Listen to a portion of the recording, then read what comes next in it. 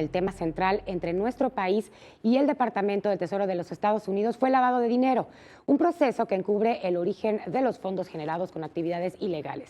Para profundizar en este tema, hoy me acompaña en el estudio de 21 Noticias Leonardo Núñez González, investigador en Mexicanos contra la Corrupción y la Impunidad. Gracias por estar con nosotros. No, al contrario, muchas gracias. Y bueno, también es el autor del libro ¿Dónde quedó la bolita?, para que podamos platicar también después acerca de tu libro. Claro. Leonardo, ¿cómo es la dinámica entre el Departamento del Tesoro de Estados Unidos y la Procuraduría General de la República? Hay que decir que la OFAC, que es la oficina que publica esta lista, lo realiza desde los 90, desde el 95, en la época de Clinton, y trabaja, digamos que de manera aislada al resto de las autoridades.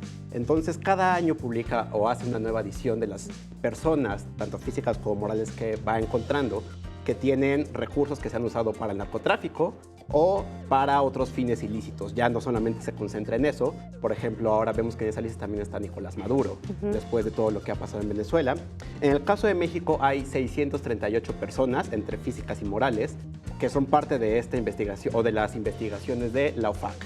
Lo que hay que decir es que están separadas. Lo que se investiga en Estados Unidos no necesariamente tiene repercusiones directas en lo que sucede en México.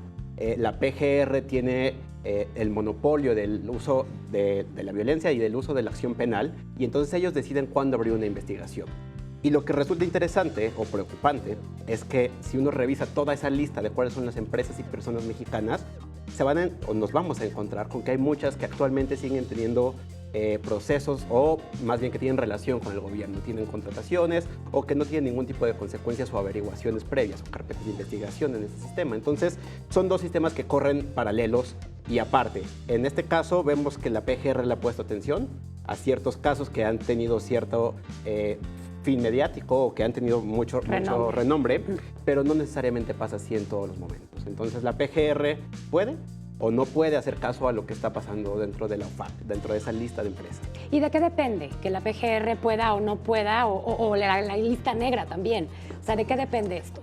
Aquí, lamentablemente, estamos ante un problema, que es que la PGR, al tener el monopolio, decide cuándo ejercerlo. Sí. De hecho, si revisamos, en la Auditoría Superior de la Federación, ellos realizaron una investigación en la cuenta pública de 2016 sobre los delitos financieros. Y de los 2026 delitos que se presentaron en un año, hubo denuncias, solamente 3 acabaron en una carpeta de investigación que se cerró y hubo una persona sancionada. Eso quiere decir que es 0.14% de las sentencias. Es nada. Es nada. Entonces, lo que tenemos es un escenario de impunidad absoluta, en el cual la PGR, como está actualmente diseñada, no está obligada a actuar o puede reservarse el derecho a no actuar. Lo hemos visto otra vez en este caso, en los casos de las últimas semanas, hay mucha discrecionalidad. Se congelan las cuentas de algunas personas, pero al mismo tiempo otras que han sido mencionadas en la misma lista o en otras investigaciones por parte de Estados Unidos o de autoridades internacionales, no se castiga o no se investiga dentro de la PGR. Leonardo, ¿qué papel juega la sociedad civil en esto? Creo que como sociedad civil nuestro papel es estar vigilando constantemente, porque en México lo que reina es no solamente la corrupción, sino la impunidad. Claro. Y la impunidad es consecuencia de que no hay una demanda porque haya acción por parte de las autoridades. Entonces, la sociedad civil creo que tiene el reto de estar ahí, vigilando constantemente al gobierno y dando un paso más hacia adelante. No solamente la sociedad civil ahora ha logrado empujar cosas como el Sistema Nacional Anticorrupción, sino que también está detrás de otras cosas que están involucradas en este fenómeno, porque precisamente que la Procuraduría tenga este tipo de corte a veces político, no siempre, pero que lo pueda tener, es un problema.